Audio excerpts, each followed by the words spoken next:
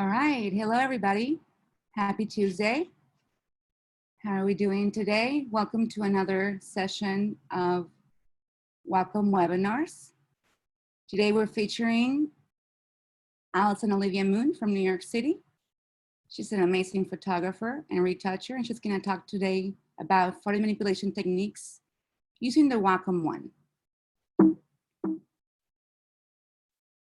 I'm Elizabeth Garcia, your host, social media manager for Wacom.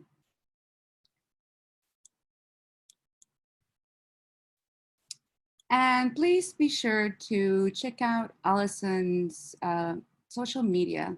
She's really active and she's always supporting her community, always posting fun things. So these are her channels. Please be sure to check her out. And for our attendees today, we have a very special discount on our e-store for 50% off Wacom One with that promo code, valid through May 14th. This is a tablet that Allison will be using today. All right, everybody, thank you for joining. I'm going to give it away to Allison. Ba, ba, ba, ba. Hello, everybody. Hi, how's everyone doing? Hi, Allison. Thank you for joining us. We hear you and we see you great. Everything is running perfect. Very good. I have my cat Paloma in the corner, so if anything decides to shake or move around, it is what it is. But welcome. Thank you, everyone, for coming. Thank you, Elizabeth, for hosting. And I'm so happy to be doing this with all of you lovely people here today. It's been a really interesting time, hasn't it? It's been, I think I'm going to talk to this camera. Okay, sounds good. I did forget, Allison, to mention a few items before we started. If you have questions for Allison, please be sure to use the Q&A feature at Zoom. That way I can jump in and ask you questions while Allison works. And this webinar is about an hour long. If Allison does go a little bit over, that's okay. But please stick to the Q&A and we'll do our best to get all your answers in. Yes. All right. So yes, thank you so much. So today we are going to go through a bit of my creative process, how I edit, my setup, and feel free to ask me any questions, as we stated, about anything in particular, like techniques or like inspiration or things like that. But we're gonna get into it. It's gonna be a nice chill time. So grab a drink, grab a snack, and sit with me. But before we begin, I just want to make sure that you're all okay. And I would love to know that, like, where's everyone from? Because I'm from New York, but I know that people are from all over the place. And in my audience, it's everyone's from all over. So I would love to see where all of you are from, if you can let me know. Well, Allison, you know that we're in Portland, so that's here I am answering your question. And I hope that, I see that there's people from Kuwait, from London. Yay. So welcome, everybody.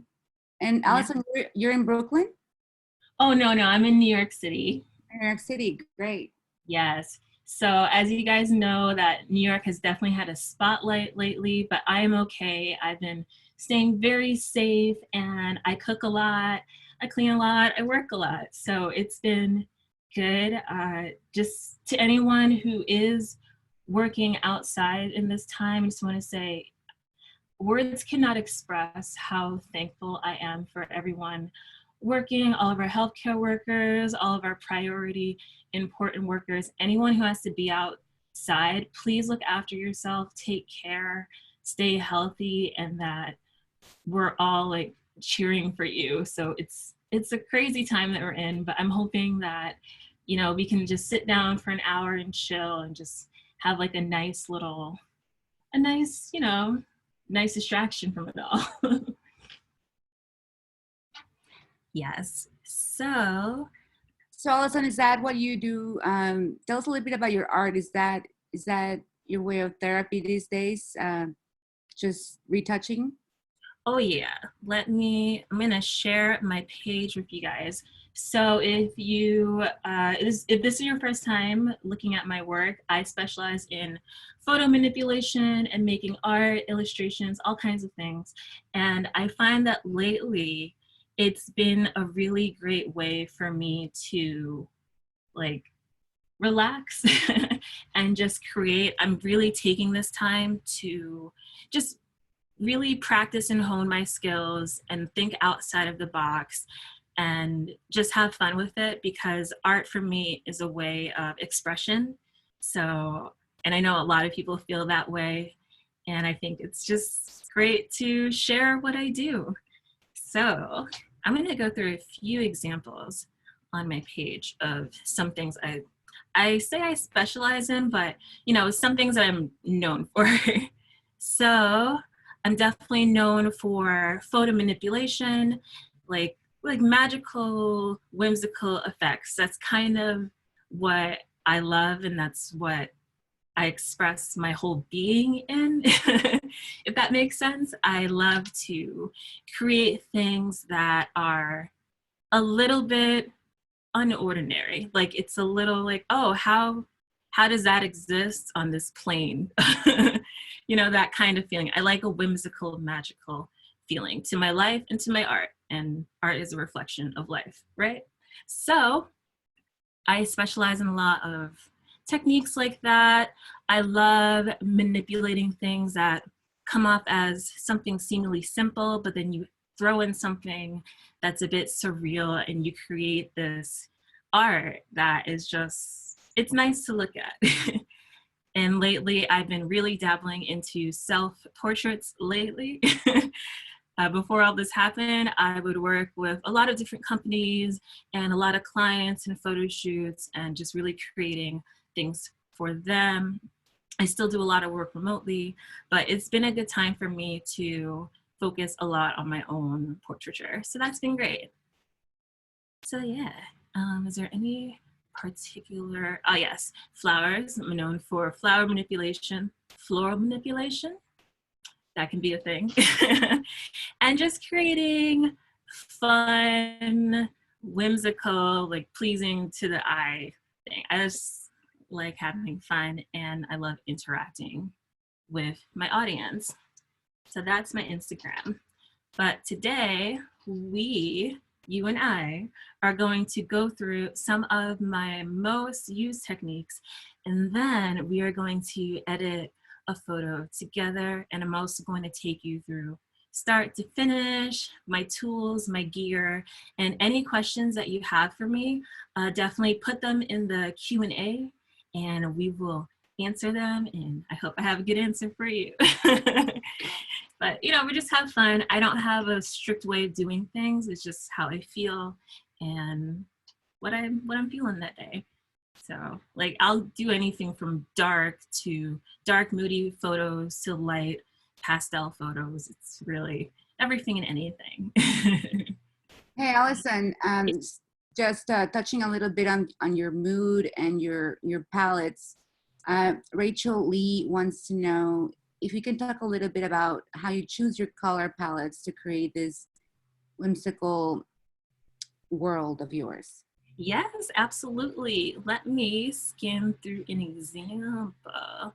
Yes, this one. So when I am looking at a color scheme, what I do is I think of the photo itself, I think of the mood, and I think of what kind of feelings I want that photo to invoke. Do I want it to be more casual? Do I want it to be a bit more surreal? Or do I want it something in between? And 9 times out of 10, I usually want an in between of that. I just like to reflect my life and my way of thinking in this kind of surrealist, magical perspective. You know what I mean? You guys know what I mean? So for example, for this picture, I took this very late. The sun pretty much just about set. So there were a lot of blues, so many blues. It was very, very dark, but I wanted to bring something a little different. So I look at the colors that are already in that photo and I say, all right, what can I bring more to life? When I was at that like location, when I was taking the photo, what things did I feel and what colors reflect those feelings? So for me, it was like this really pretty teal-ish blue. I'm bad with color names, so heads up. But like this pretty blue, and I like the gradation. And I try to keep a minimal palette. So I'll have maybe 3, 4, yeah, I would say 3 particular colors, and then everything else is kind of like, you know, hair color, skin color, stuff like that. So in this case, we have like a really hot, warm, pinkish, reddish hue that is the moon, that is also reflected in these clouds here. And then the clouds go into this blue sky, and it kind of brings the whole piece together.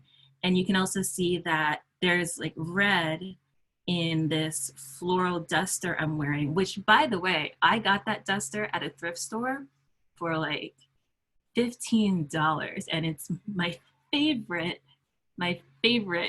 item of clothing, I think. I'm pretty sure it's one of my favorite things to photograph. And it just looks nice in the silhouette.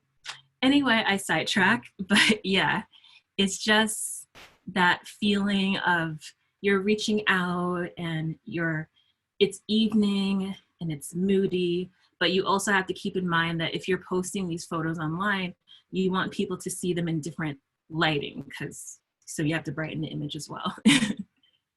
But yeah, I hope that answers the question. Thank you, Allison. So are you, and obviously you're always your main subject. Does your hair influence your mood? Are you like, is that how you also choose your palettes based on your hair or no? Oh yeah, for sure. Because if you guys know me, I go through so many different hair colors. It's a problem, but right now I am giving it all a break. So I had a blue phase, which I really enjoyed this photo. Oh, it failed to load. Retry. Please load. Well, it's this photo. I'll try to load it one more time for you guys. Oh, Instagram may be down. I don't know, but that's okay. So it's this photo right in the center, right here. I had a blue phase, and I'll be honest with you guys, I wasn't feeling very good that day, and I wanted to document that. When it comes to my personal accounts and making my own art, I always want my photos to be a reflection of my mood. So good times and like sad times, or like if you're not feeling well times. So this blue, everything is pretty much blue. And I love this. I would say this is pretty much monochromatic, except when it comes to like my cheekies and like my skin tone and my eyes and stuff like that. So definitely my hair color will reflect the colors I choose in the long run.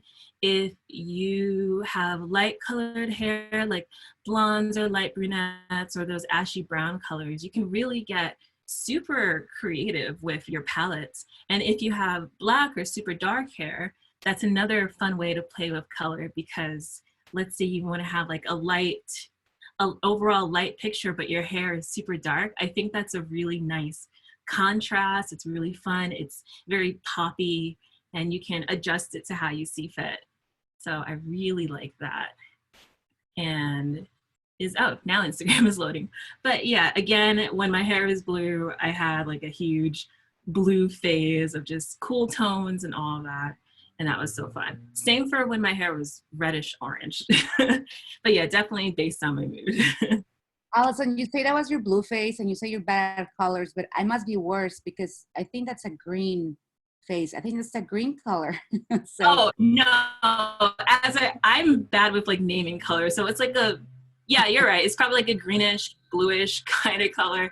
It really changed in the light. And as it was fading, it was just like, I don't think I ever took pictures when it was mint, least I didn't release any. Yeah, at one point it was kind of minty green. I said, oh no, oh no, oh no, oh no, time to change this. But yeah, I would say it's leaning on that sea foamy green bluish color. I love that one. That one's great. We want to know, Gabija wants to know a little bit about your gear. What camera do you suggest for beginners? And I want to know what camera you use. Yes. All right. So let me take you through, let's go through the gear, guys, because do I have anything on my gear? No. So all my gear is in the other room, but I will talk about some of the gear that I have. So in regards to the camera and the photo gear itself, I actually keep it very minimal. If I'm outside, I really don't want to be lugging around a lot. So for the DSLR, I use a DSLR for pretty much, I would say almost all of my photos I'm using a DSLR. It is a cropped lens actually. So it wasn't very expensive. It's the Canon T7i.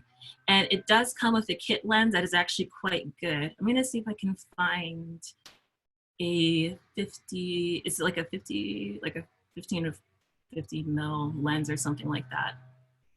And that lens is good. It does well, it does the job. However, if people want to up the lens and just get something a little better, I prefer a bit more of a wider lens. So I'm using a 10 to 18 milliliter lens. And that is pretty much what I've been shooting on for the past couple of weeks that I really liked. It kind of gives a bit more dimension to the space. When you have like a wide lens, more things can be in that shot. So it's nice. It's nice. But if you're not using a DSLR, and many times I have like forgotten mine or I'm just struck with some kind of idea, I will more than happy use my phone. For example, this one. This was shot on my phone. I was out in Long Island and I said, oh, the sky is pretty. Let's take a photo. So it comes down to your composition, I would say, more than the equipment. But of course, equipment will help you make things easier. And I think I'm pretty sure that was shot on iPhone too. What phone do I have again? It's the one before the new one, like a 10XS or something like that. I have a big phone. But yeah, and I also have another small camera that I keep. I don't typically use it a lot for photos. I use it more for video. It's a Canon G7X Mark II, very small, very compact, nice wide angle. It's actually really good for photos, but I'm getting more into video making and I've been using that for vlogs. So that's been fun. But that's all the photo gear. And then for tripods and extra equipment, if you guys see, can you see on my hand that there's like a pink light kind of going on here? Yes? I see it, yes. Yes, good. So that is a portable light and it looks like, I'm gonna blind myself, but it looks like that. And I highly recommend some kind of like little light if you want to add some interesting color to your photos, that's great. And then as far as tripods, I use a Vanguard tripod and then I also have a Gorilla tripod. Again, I don't typically carry tripods when I'm out and about outside because of bulk. And when you live in New York City, you don't want to carry around a lot of stuff. Well, if you live anywhere, you don't want to carry around a lot of stuff. So it's just good to keep it minimal and just keep it easy. Yes. So let's say we took the photo. Let's get into the gear I have at home now. Since I know people ask all the time, like, how do you edit? What apps do you edit? And I do not use my phone to edit. I only use my phone for editing if it's going on IG story and I want something very simple. However, when I'm home, and yes, it is in Vision, I have a couple tools here that will help me immensely. Everything from little sketchbooks, everything from start to finish. It kind of happens here that I took the photo, we're idealizing, we're thinking of ideas. So one thing I have that has helped me really immensely is when it comes to editing and using Photoshop to edit, which is the program that I use, it's been so useful to have the program itself on a display like this that I can actually draw on. So this is the Wacom One, and it seriously changed the game in regards to how I edit. In fact, I think you can see a difference as to when I upgraded and got this versus what I was doing before, which was looking at a screen, looking down. So I started really getting into a tablet display in all of these latest photos. So all this detail work, it's possible with other things, but having a tablet display where I can zoom in and really get down to the nitty-gritty of the pixel, it helps a lot to see all of that detail. So loving the tablet, best friend. I have to give her a name. Frankie. We're gonna name my tablet Frankie. And as far as besides Photoshop, do you use any other programs? Oh yes, yes I do. Sorry, I also use Lightroom. I'll use both of them in regards to color grading. I'll start the color process in Photoshop and then I'll finish it off in Lightroom, and I make my own presets in Lightroom, which will hopefully be available in a couple of weeks. I just get nervous about sharing them. But yeah, I customize all my own presets and I develop them as I see fit and what kind of mood I'm going for. Lightroom is a super powerful tool. Highly recommend that everyone should learn it. It's great. Allison, Emmanuel wants to know if what program did you start with to help you discover your specialty? Was Photoshop always your go-to, or did you start with something else? I would say, and now I'm thinking back, I've used Photoshop for as long as I remember because it's such a powerful tool. Before I even got into this kind of digital manipulation, I always use Photoshop to sharpen images. I just prefer to work on a large screen versus a phone. But if I'm thinking of phone apps, Visco is great for color editing. But I haven't found a way to edit the way that I like to edit on a phone. So that's why Photoshop has always been like, from the get-go, like, okay, I'm gonna learn how to do the things that I want to do. Like, oh, I wanna make this teacup float. I can't figure that out on my phone, so let me do this on Photoshop. And Photoshop's great. And it works so well with a display like the Wacom One, so it really like ties together. Get like a whole mood here, like a whole vibe mood situation. It's nice. Thank you, Allison. You may continue with what you were going to show. I'm sorry I interrupt so much. No, you are good. So I'm going to take everyone into, looking for my, there it is. And I'm going to share. All right. So can everyone see my display of Photoshop? Looks good. All right, good, looks good. So we're gonna get into some things about ideas and starting to make a concept for a photo. And I'm gonna take you through some of what I do and my thought process. So when it comes to creativity,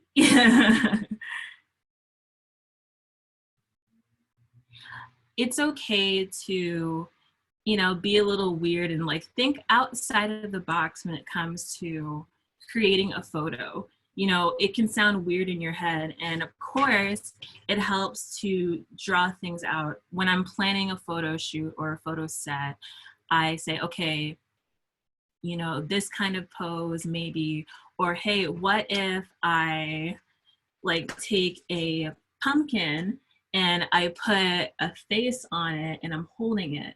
Like that kind of idea would be cool. And that's kind of what I do. I'll draw something out, tablet, or if I'm running around, I'll draw it on paper, and I start to conceptualize an image from there.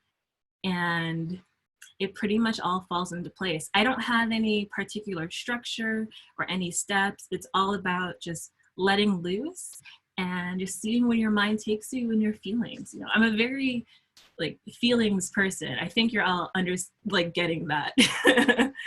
Definitely.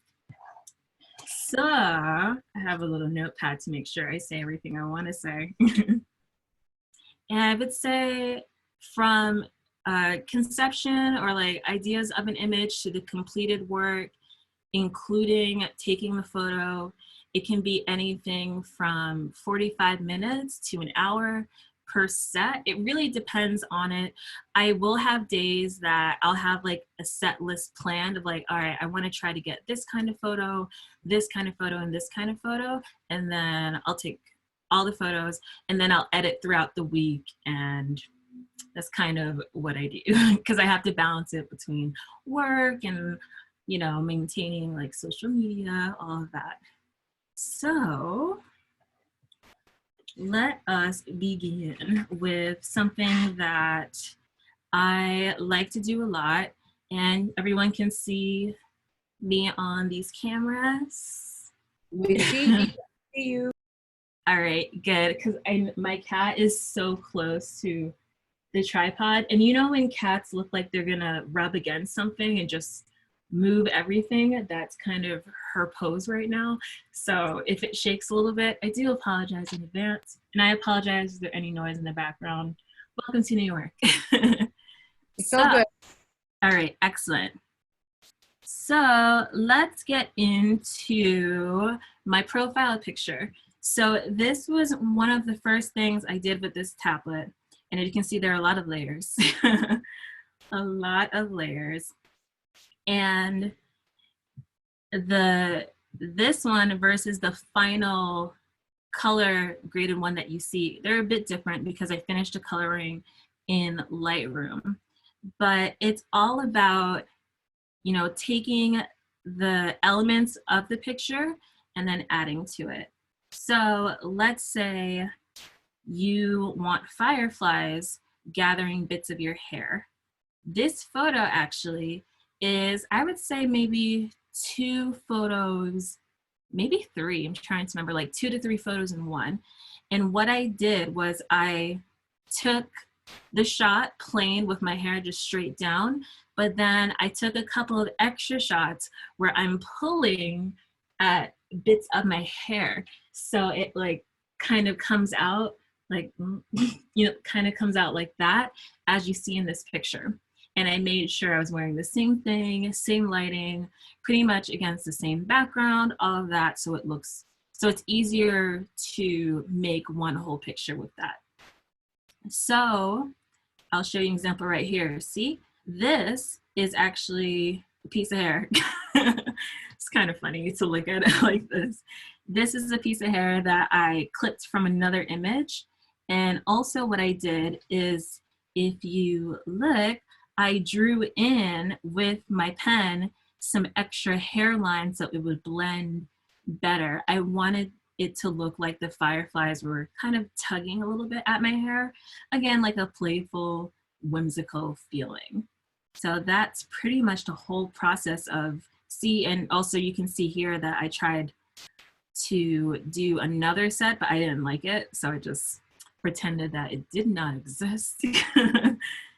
But yeah, that's how I did all of these. It's really about building and looking at it. And also, if you're posting to Instagram or social media, it's really important to look at the size of your image, like the crop. Because let's say that Instagram, you can do square, you can do panorama, or you can do the portrait 4x5. And I typically do all of my photos in 4x5. I find that's, you can see like the most of the photo, it takes up most of the screen when you're looking at it. And I really like that all-encompassing photo look. And one thing I like to do when I am reviewing a photo to see if it's good for online, if everything works together, I like to press it and kind of get the image as close as possible to the size of what it would look like on my screen. So I'm looking at Photoshop and I made it about the size of my screen. And this is a good way to look at your photo to see how it will do in that size. And I find this to be very useful, saying, oh, maybe I'll move these things around. Maybe I'll make something a little brighter, a little darker, all of that. So that is super useful to have. And of course, all of these little fireflies, I went in and did very painstakingly. But once you have like one little set of fireflies, you can duplicate and merge and just kind of change them around so it's easier. But as soon as you get one layer down, from there on out, it's pretty easy. It's not bad, see? Little bits here and there. What's that one? We added like a little highlight right there. Yeah, so that's the firefly shot. And this method is great for like glitter and glowy kind of things, anything you want in that. All right, any questions so far? Yeah, Allison.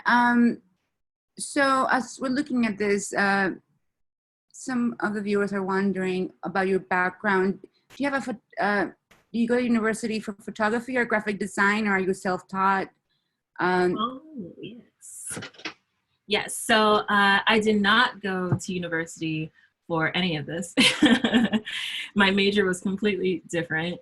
And this was just a hobby of mine. I've always liked to draw. I've always liked to take photos. I grew up around a photographer, and my mom, I'm the only child. So of course there's always like a camera in my face. And I just kind of grew up around that. And I consider this just like another form of artwork for me, just making things how I want. And yeah, it's just self-taught. It takes a lot of time. There's so many ways to learn and to really craft your own style. And then in regards to, someone asked about the backdrop for this one, the backdrop. Oh, your background, because wanted to know if you had a graphic design background or more of a photography background, since you kind of do both so well. Oh, okay, sorry. I thought someone was asking about like my backdrop, like in this photo. Because I'm like, oh, that's seamless paper. Background. It's my eyes showing. Yes, my background. So yes, I am self-taught for video and photos. I've always used Photoshop from the get-go. That's what I wanted to learn on.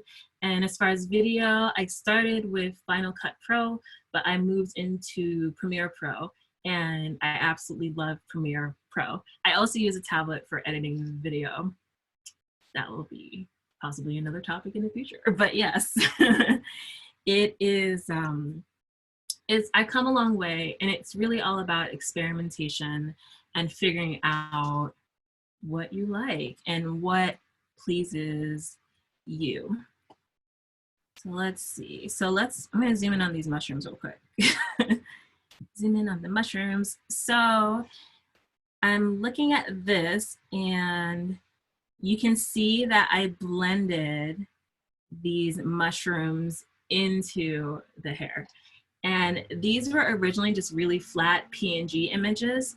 Now, in regards to where I get all these little knickknacks and objects that I like to add in my photos, a lot of them I'll make myself, but some of these more realistic mushroom images, you can either, if you have like plants and stuff, I'll take pictures of my plants and make PNG images out of them, so it's a transparent background.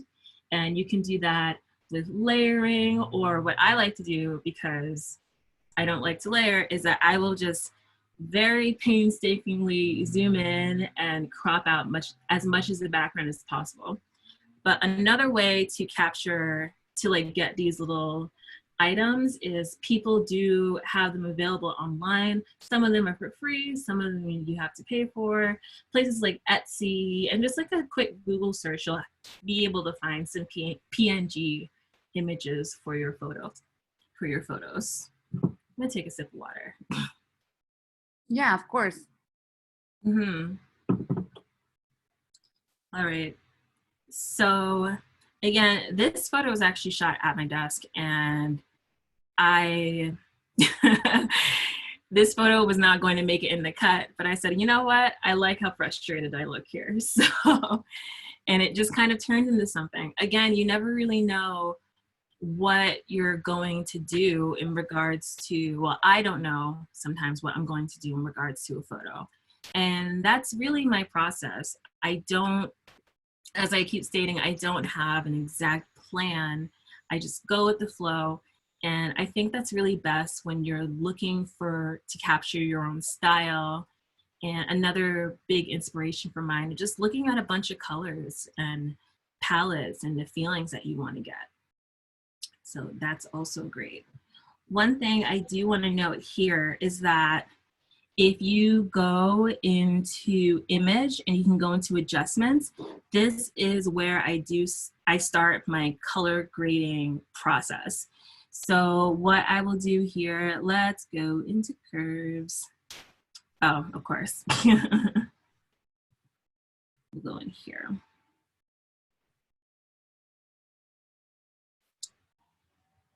So let me bring that down.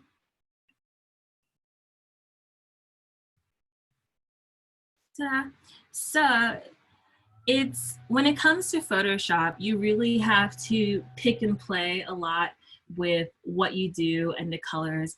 You really just have to play with things and see what it's like.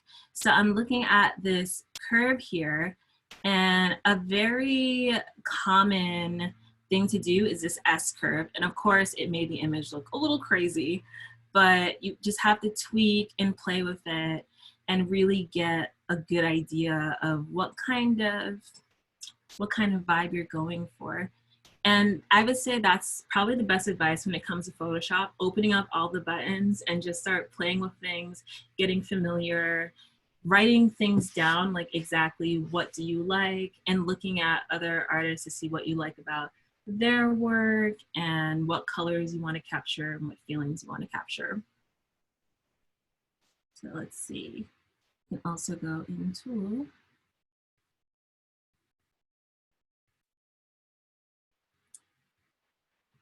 this area here.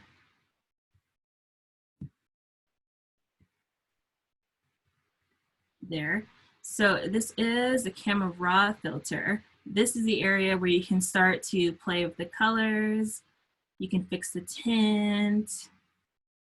And again, I just play with it until I find something that I like. I like how warm that is actually right there. That's nice. Some clarity. And I do mess around a lot with the primary colors and seeing how things are. I like to bring out the pink in my skin. I have a very red undertone. So I'll bring that out to contrast with like an otherwise slightly bluish, greenish background. Something like that. So,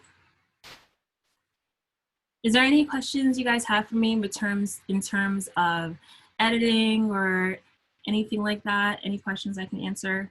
Any Photoshop questions? They're asking, Brenda wants to know, I know you're working on Photoshop, but she wants to know what you think about Adobe Lightroom. And I know that you mentioned that you do part of your process in Lightroom. Can you tell us why you like it and why you recommend it? Yeah, let's open it up. I do recommend Lightroom a lot. So let's say this is how I always compare. Like this is how I say that Photoshop and Lightroom works together. Photoshop for me is the oven. So it's like where I start baking things and I start adding in all the ingredients, the little sprinkles. And Lightroom for me, I consider to be the sauce. And it adds just like a little extra touch. Lightroom is very user friendly. I picked it up very quickly. Photoshop is definitely has more tools than Lightroom. Lightroom is exclusively for color grading and different tones and things like that. And that's what makes it such a fun tool. So I posted this photo today. And you know what? Sometimes I still don't know what I think of this photo. I like the face. But you can see here that I have some presets that I make in advance and I apply to my photos. So let's take this photo that I uploaded today and we're gonna reset. So here's what it looks like. And I'm gonna crop it so it is good for Instagram. Instagram uses a 4:5 crop for their portrait size. So letting y'all know, that looks good. So now we have this photo and I started the color grading process already in Photoshop, but just like minor tweaks and things like that. But what I like to do is I'll either go into presets I already have made before and applied to other photos. And I do give them weird names. Do not mind that. Hot cocoa. Oh, hot cocoa is kind of cool. Hot toddy. That was for a really bright day and I never used it again. And it's cold out. I'm going to delete soon because I'm not using that one. But let's go with, which one? Let's make one because none of those are appeasing me right now. So what I'm going to do is I'm going to go to temperature and I'm going to start bringing that temperature down a little bit while increasing the tint. So now I'm at, about a -9, +9. And I like to mess with the contrasts. I like my photos to have quite a bit of contrast. It adds depth to the photo. And when you're scrolling on Instagram, I think it's nice to see like a rich photo. Like a richly colored photo, like a juicy photo. I love that juicy look that photos can have with the right editing. So here are some highlights. And I'm going to bring it down just a little bit. And then the shadows.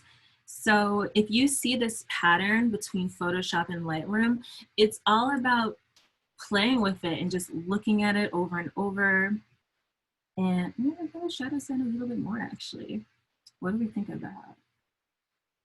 Hey, Allison, Carolina wants to know if there's any way you can split a picture and use different color settings for each part. Different, oh, sorry, what do you mean by that, Charlie? Is there a way that you can split a picture so that you can use a different color setting in each part? So say the left is one color setting and the right a different color setting. Oh, I see what you mean. I would say the only way you can do that, which I'm thinking, is unfortunately you would have to take 2 different photos, or if you're trying to edit the same photo in 2 different ways, take that photo, edit it on one side the way that you want it, edit it on the other side the way you want it, and then you're gonna have to merge those 2 photos together. But that shouldn't be a problem in Photoshop and Lightroom. That's actually a good way to do it. I hope that answers the question. And Cassie wants to know, as do I, how do you get the highlight of your cheeks and nose to pop up so much? Yes. So I'm going to go back into Photoshop for that. So there are 2 ways I do that. First off is in real life. When I'm taking a photo, I do like for my highlight to pop. And just in real life, if I have to choose any kind of makeup item, it's going to be a highlighter. Like forget your eyebrows, just make sure I have chapstick and a highlighter and I'm like good to go. So I will, especially in, I'm not sure what camera to look at for this one, like this area here, that's typically where I like to put it on. So if we're going to enhance this, let's zoom in so you guys can see all of my pores. Let's do, I'm gonna go into adjustments and we're gonna do some brightness. Let's go from here. So it has a linked layer there. So if you look at this corner here, there's brightness and there's contrast. So what you can do is, there's two ways. I'm going to show you two ways to do this. So as you can see, it's getting blindingly bright. And I'm not focusing on the rest of the picture because we're going to fix that. I'm just looking at the highlight on my nose and my cheekies, my cheekbone area. So that's intense, but for the sake of this tutorial, we are going to go with that. So now we have this. What we're gonna do is on my keyboard, I'm gonna press Command I, all right? So it looks like it goes away. I'm going to head over into the brush tool. I'm going to increase the size. Yeah, maybe around there-ish. I'm gonna increase the size. And I'm going to reduce the flow down to, I'm gonna pretty low, like 2, 3, even 1%. Let's do 2% for time's sake. 1%, you have to really take your time with it. And what that does, you can see here, I'm brushing very lightly over my cheek, and I'm making my cheek a mirror, basically. We're really making that pop. And it basically creates a mask. So if you want to highlight anything in particular of your face, like this, what's this lip part called? Like right here, Cupid's bow, I think. You can lighten that up, the tip of your nose, this area right under your eyes, not like the eye bags. I'm very proud of my eye bags, but like the waterline, I like to brighten a little bit depending on the photo. And of course, the cheek and this brow bone area. And since the brightness and contrast is still here, you can adjust it. You can make it look really weird and bad, or you can adjust it as you see fit. So here's a before, there's an after. Again, that is very extreme, and I normally would not do that. But for the sake of the tutorial, you can see a nice before and after of that. Thank you for showing us, Allison. That's awesome. Dalia wants to know if you take your own photos or always, or if you have somebody help you. Yes, that's a good question. I get that one a lot, and I take all of my photos. I can pretty much name how many times I've asked someone to take my photo for me. It is very rare that I ask for someone to take my photo for me. But that's what having a tripod is for, or just like a rock or something if I'm outside. A lot of my photos will be inside because I'll have that kind of control. But let's say if I'm looking at this kind of photo, this was right in my hallway, and I set my camera up on my chair and I took it. If I'm doing outside stuff, that's where the travel tripod comes in handy. I am naturally a bit of an anxious person, so I don't like asking people like, hey, can you take my photo?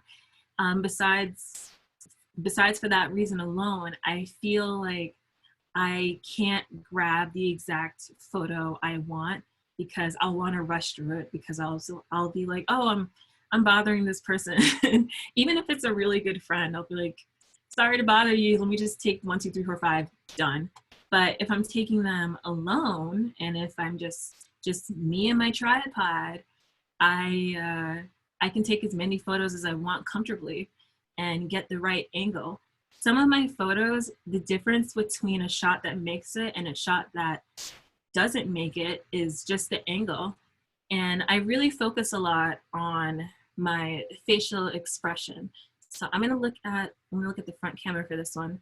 So we'll teach some self-portrait poses here. I like to typically do a 3-4 pose when it comes to self-portraits or just taking people's photos in general. I love this look. I just love seeing the humanity in people when it comes to just like capturing photos and emotions, you know?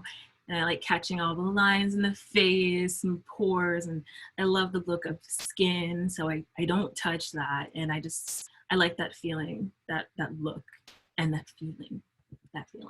So when we're doing self-portrait poses, one thing I'll do is I'll just do like a simple hand on the face, which as you can see, I do that a lot. I'll do that a lot actually. The hand on the face, it looks relaxed, it's nice, it's easy. And I will show you guys some of the difference in the photos. I can just be looking forward like that. And then I tilt, I take a photo again. I tilt, I take a photo again. I tilt, I take a photo again. And how I take the photo without pressing the camera itself, my DSLR connects to my phone with the EOS R app or whatever it's called, and your phone acts as a remote timer. So that's how you can like set a timer, you can take it. If you don't have that on your phone, there is a self timer, and then you can also buy like those little remote triggers for your phone, which are very useful. And I had one, but my cat like was playing with it, and now it's lost in the void. It's absolutely lost in the void. I have no idea where it is. And then, oh, props. First of all, let me knock into my desk. Second of all, I know this will be familiar for some of you guys. I love using props and just things I have around. This teacup is, I almost want to call it iconic. It's not iconic, but it's something that I use a lot. It's very much a signature look in my work, just that personal touch. So when you're doing photos, and if you feel uncomfortable in front of a camera, especially if you're taking it by yourself, you know, holding something is really nice. Having your hands do something, some kind of prop, all of that, that is great. And the teacup makes an appearance in many of my photos. So you mentioned earlier that you create your own presets.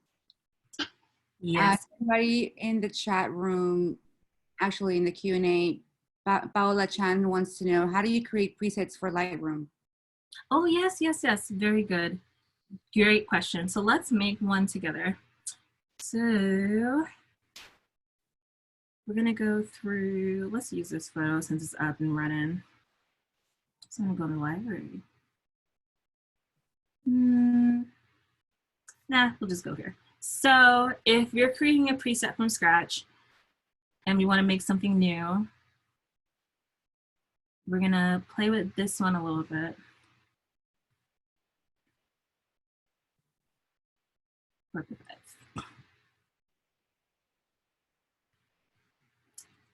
That works. So we're going through all of the little treatments here. And the thing with presets is that it won't work for every single photo. For me, every time I take a photo, it's different. I don't necessarily use studio lighting. In fact, I don't use studio lighting at all. I almost always use natural lighting for my photos. So the lighting will change depending on the weather, and I love that. I like that a lot, actually. So when it comes to making a preset that you'll want to use for other photos, keep that in mind, because you will have to make some minor adjustments based on the lighting. So let's go into this section right here, HSL, color, in black and white. So we have the hue, saturation, and luminance. If we go into hue, you're gonna see all the colors here, and you can start to adjust. The hue will change the hue. So you can see I just made everything really red and weird, like actually, yeah, it was magenta. So you adjust it to how you see fit. I like that. Orange, my skin has a lot of orange in it, so I try not to mess with this one too much unless I feel like looking like an alien, as you can see. So I don't feel like bringing out the red in my skin tone that much. Thank you. And of course, I like to adjust the green. It brings out all the green in the area. It's really just playing with everything. This yellowish orange cardigan, let's brighten that up.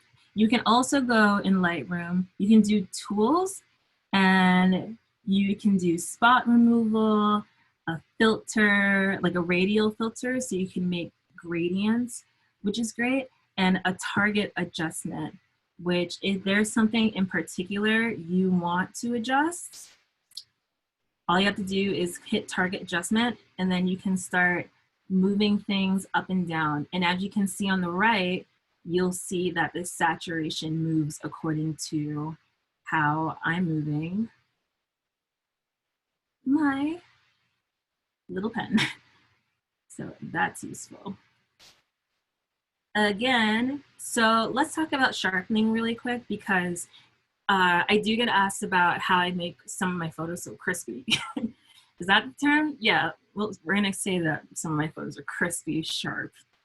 And I will play with the sharpening tool in here. I don't like to play too much with the detail, maybe a little bit if there's like a lot going on, but sharpening otherwise, it really just brings out all the fine lines in the image. And especially when the image is so small, Instagram compresses photos. So it's good to have your image just a little bit sharp. Oh, also Instagram, fun fact, if you are uploading an edited photo to Instagram, be sure to use one of Instagram's filters, even if it's like at a 1. This is what I typically do. The looks, I think it's called the looks, right on the very top where you can adjust like the lighting and the stuff. Put it at 1 or something super slight, because Instagram favors when you use their filters. So that's it for that. But you don't want it to affect your work, so it's a little tweak. Let's see. Oh, you can also go down to the effects here, which is this, and you can adjust the vignette. And I do like to play with this one. It really brings the subject out. So just for teaching purposes, I'm going to show you a really intense vignette. And if you go down to feather, you will see that you can make it super sharp, which is, it's a look, but not the look that we're going for. I like a more feathered look. You know what? As I'm editing this photo, it kind of gives me Over the Garden Wall vibes because of that vignette. So we're gonna bring that back, which I love Over the Garden Wall. It's a great show. How's everyone doing? Any questions? Elizabeth, you're good? Thank you for showing the presets. Brenda Peretta wants to know if you're interested in taking photos of anything other than yourself, besides portraits. Oh yeah, of course. So before I answer that, let me show you the last step of this preset. So now we have a preset. Here's before, here's after. It's a little extreme. I would, but that's fine. So at the top left, we're gonna hit that plus, and this is where you can name your preset. And it will save everything that you did, and you can also select anything that you did. I'm going to deselect the effects so you can adjust that accordingly. And it creates one, and just like that. It will be in your list. I have to reorganize this, but it will be in your list. Okay, so the question about, sorry, my mind is blank. Yes, the question about self-portraits and do I take other things besides myself? Yes, I do. Actually, a lot of the times, before all this happened, I worked with a lot of companies and models for their own social media. So I'll receive packages, or I'll go into a studio and I will take shots of the models. I love working with small businesses, so I have a lot of fun when I get to shoot boutique pieces from fashion designers and I get to show their clothes. When it comes to like client work, you really have to cater to what your client wants and that kind of color palette. So I've done everything from super minimal, very light, bright, like one and done photos, like almost like stock images. For example, when I worked with Target photos and Ulta Beauty photos and Sephora photos, just so, because you're highlighting the product. Or if you're working with models or bloggers, I work with a lot of bloggers, you really have to think about what they want and the look that they're going for. So I'll always have a note down, and I like when I receive color samples of the kind of vibe that we're going for. Lately, now that I've been working from home, the way I'll receive photos that people send me their raw images, if it's a blogger or a model or something, that everyone's been doing like a stay-at-home challenge, like portrait stuff, and I'll edit photos for people. Or if it's a company, they'll send products and I will rearrange.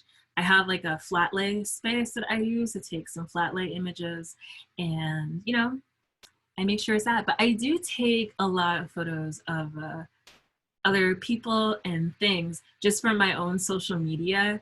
I don't know, I feel like it, you know, I experiment so much that I use myself as a test subject.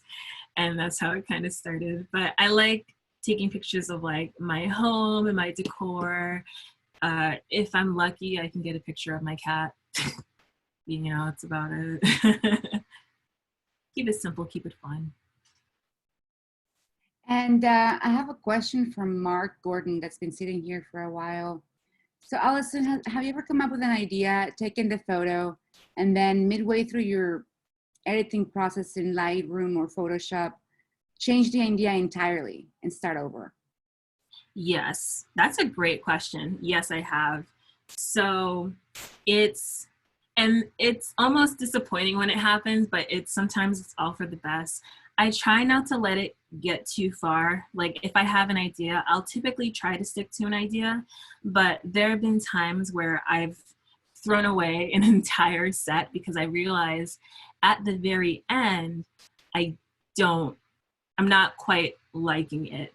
And when it comes to making work that you want to be proud of, I take great pride in what I post online, and I don't want to put out something that I don't like just to have something up. You know, I'd rather take the extra few days to backtrack and make sure that it's something I like. But yeah, I'll be in the middle of editing and I'll say, you know what?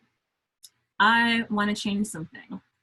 For example, this photo here, it was originally going to go up on my page, and I did start editing it a little bit, like some minor color adjustments, but then I decided, you know what? Nah, not yet. But as I'm looking at it again, sometimes you have to step back from your work and then look at it a couple times. And that is, then you realize that, oh, maybe I do like this photo. It's all about trial and error, guys. All about trial and error. So I'm doing a quick little color edit of this photo now. If you guys are watching the pen work, I'm just bringing out some of my favorite colors in this piece. It's pretty. It's a pretty kettle. Camera calibration.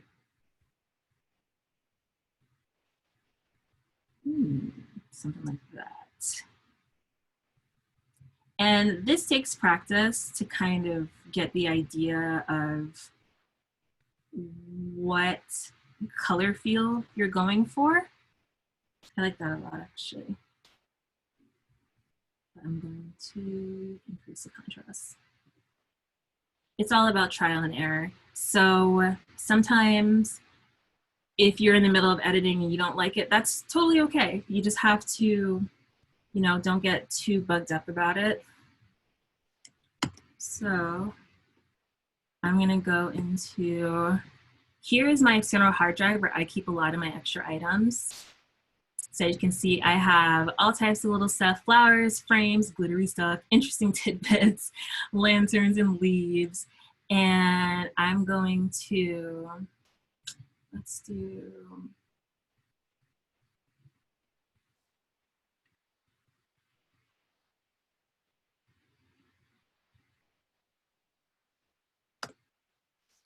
I'm gonna open that one. So now I have this black and white shot. I'm going to move it. Move it here. I'm going to paste the shot here. I'm going to make it bigger so it fits. Something in that area. I'm going to hit select. And right now it's in normal. I'm going to hit screen. And this is a great way to add a little magic to your photos like this. But I definitely just play around with my photos a lot. Inspiration will come and go, but that's all about the process. Again, if you see this harsh line down at the bottom, I don't want that. So I'm going to turn my flow percent all the way down to 1. And I'm going to start lightly cleaning that whole area up. And up here, we have some harsh lines. And that's really what makes the photo. It's just blurring out things, making sure everything is nice and smooth. Allison, Georgia was just asking that, what tool was that you use to delete objects you don't want to appear in your photos? So you just blend? Or oh, you mean right here? Yeah, which Photoshop tool do you use to delete objects or items you don't want to appear in the photo? So in this case, yeah, the background. What was it that you used to delete that? Oh, yes, yes. So for this background here, since it's a black and white image, what I can do is, right now I started already erasing a lot of it. So you're gonna go to this top left layers area. Right now it's in normal. This area here is what you use to overlay things. So there's an overlay right here. That's obviously not gonna do it. There is lighten, which again, that doesn't do it. And it's screen. It's basically screening the image to black and white. So it's going to eliminate the black background, and it's only going to keep anything that is white. In this case, it is the smoke right here. And I will like tweak with the smoke, like kind of erase little bits and pieces to make it how I want it to be. Kind of like that.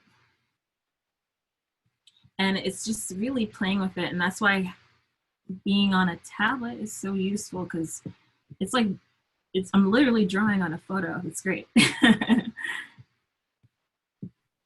So before you used to use a tablet, an Intuos, right? Yes, yeah, I use an Intuos, and I use that for ages. So, and I use that still when I'm traveling. So that's very handy. At one point, I did use my fingers before all of that, because I didn't even have a mouse. I use a laptop. I use a MacBook Pro, and like a 2017 or something like that. And your fingers hurt after a while of editing and tweaking, and you can't really get the fine detail you want. So having some kind of tablet and tool really helps, and having a display is like, it's awesome. Look at this. It's so fun and easy just to get in. All right, you guys see how that. Is the Wacom One your first display? Yes, yes it is, and I love it. It's so, yeah, it's my very first time working with display, and it was really easy to set up, so happy about that. My cat also likes to sit on it, especially in the middle of using it. She's asleep on my floor right now, so we're good, guys. We are good. Cody wants to know if you're going to start selling your presets, Allison. Yeah, so I have a small announcement about that one, and then I'll take any extra questions we have, because I know, I'm sorry that we're over, and I'll come to an end soon, I promise. But I am, oh, thank you. I'm planning on opening up a shop, and I will have my presets available there. I'm gonna have some little extra like things, like all of my glitters and stuff I make. What else I'm gonna have there? Stickers and like physical items like shirts and tote bags. It's gonna be a fun time. So I'm excited to share that with you all. It's gonna be a lot of fun. So let's see. So one thing I wanted to show you guys is this hue and saturation thing. So let's say you want different colored smoke. The shortcut for Mac users is Command U. So that will open up your hue and saturation, but you can also go into hue and saturation right here, Command U. And that will target the layer you're working on. In this case, I'm using the smoke layer. So if I need to match that element to the photo a little bit better, like if I want to make this warm smoke, or if I would rather make like a blue, ooh, I like that. It's like we're editing together, guys. Welcome to my process. And if you want to make it really bright, or if you want to make it not saturated at all, I will adjust and do a little something like that. I like that a lot, actually. So again, this element of smoke and overlays, it's pretty much the basis of my manipulation techniques and how I go about my images. Just a lot of laying over things and seeing what works, turning things around, changing the hue and the colors and things like that. Any questions?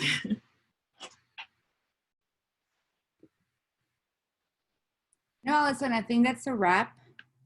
Thank you so much for taking the time to be with us today, and for showing us how you add a little bit of magic to your photos. I certainly hope that we continue to see creating every day, and that your time in quarantine is productive and super fun and magical in your tiny apartment. Thank you so much. And guys, remember that you can follow Allison and Allison Olivia Moon. She's all over the internet. She has a Facebook, a YouTube, but she's mostly active on Instagram. So please follow her.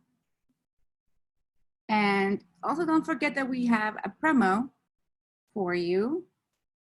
I'm going to now attempt to share my screen so you can remember the promo, but I'm also going to read it out loud. It's WacomAllison. You get a 50% off, $50 off our Wacom One, the tool that Allison is using at the moment. Yes. Thank you so much, everybody that joined us. And thank you, Allison, one more time for being such a nice source of inspiration today. Thank you. Thank you for having me. Thank you so much to all of you for joining me. I hope you learned something.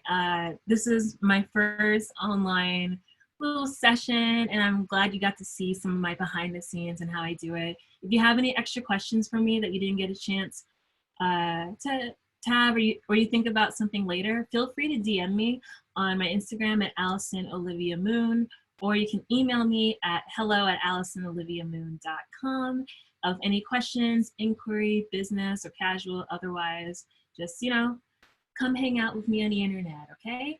But I hope you're all safe. Thank you so much for joining me.